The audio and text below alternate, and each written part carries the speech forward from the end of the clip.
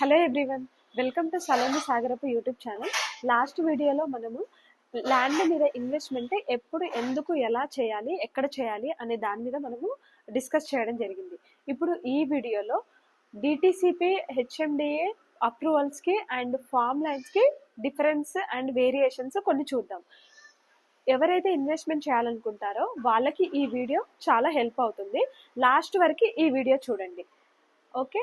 And ఇప్పుడు చూసుకుంటే మనము ఎవరైనా ఫస్ట్ వెంచర్ వేయాలనుకుంటే రియల్ ఎస్టేట్ వాళ్ళు ఫస్ట్ ఫార్మర్స్ దగ్గర ల్యాండ్ కొనాల్సి ఉంటుంది. అది అగ్రికల్చరల్ ల్యాండ్, వ్యవసాయ భూమి కొనాల్సి ఉంటుంది.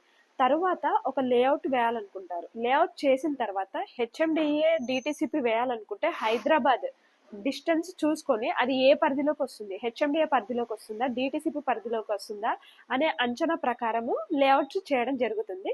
తరువాత అప్రూవల్కి వెళ్ళాలనుకుంటే గవర్నమెంట్ రూల్స్ ప్రకారం కొన్ని డెవలప్మెంట్స్ మస్ట్ అండ్ షుడ్ గా ఇవ్వాలి. అప్పుడు వాళ్ళు మనకి అప్రూవ్డ్ కన్ఫర్మ్ చేస్తారు. Layout and LRS, layout permit number అవన్నీ ఇవ్వడం జరుగుతుంది. తర్వాత వాళ్ళు లేఅవుట్ వేస్తారు. అప్పుడు దాన్ని హెచ్ఎండిఏ అప్రూవ్డ్, డిటిసిపి అప్రూవ్డ్ అని మెన్షన్ చేస్తారు. డెవలప్మెంట్స్ పక్కా చేయాలి. లైక్ చూసుకుంటే black top roads, water, underground drainage, street lights and park areas, water tank, చుట్టూ కాంపౌండ్ వాళ్ళు, ఇవన్నీ హెచ్ఎండిఏ డిటిసిపి అప్రూవ్ లేఅవుట్స్ లో ఎమ్యూనిటీస్ తప్పకుండా ఇవ్వాలి. అప్పుడే వాళ్ళు మనకి మార్టిగేజ్ ప్లాట్స్ రిలీజ్ చేస్తారు. అప్పుడు మనకి పర్మనెంట్ లేఅవుట్ నెంబర్ వస్తుంది. తర్వాత ఏంటంటే దీన్నే మనము హెచ్ఎండిఏ డిటిసిపి అప్రూవ్ లేఅవుట్స్ అంటారు.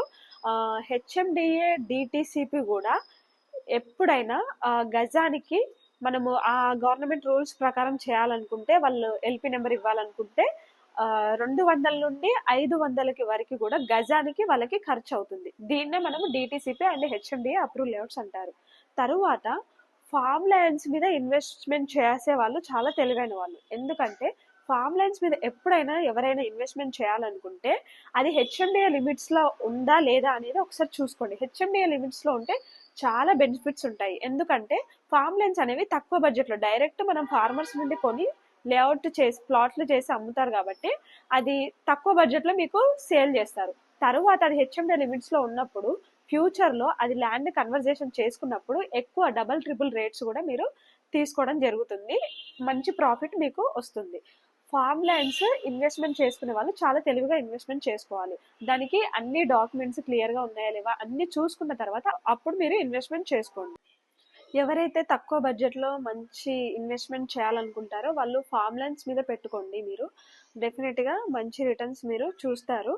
అంటే నేను ఏం చెప్తున్నానంటే హైదరాబాద్కి దగ్గరలో అన్ని కరెక్ట్గా ఉన్న survey numbers, documents, link documents ఇవన్నీ కరెక్ట్గా ఉండి చూసుకున్న తర్వాత అది ఎఫ్టిఎల్ ఉందా, బఫర్ జోన్ ఉందా, ఇవన్నీ చూసుకొని చుట్టుపక్కల ఏమైనా చెరువులు ఉన్నాయి ఇవన్నీ చూసుకొని తర్వాత మీరు ఇన్వెస్ట్మెంట్ చేసుకోండి. అంటే అది హెచ్ఎండిఏ లిమిట్స్లో ఉన్నదనుకోండి, ఫ్యూచర్లో అది డెఫినెట్గా ల్యాండ్ కన్వర్జేషన్ అయినప్పుడు మీరు మంచి రిటర్న్స్ చూస్తారు.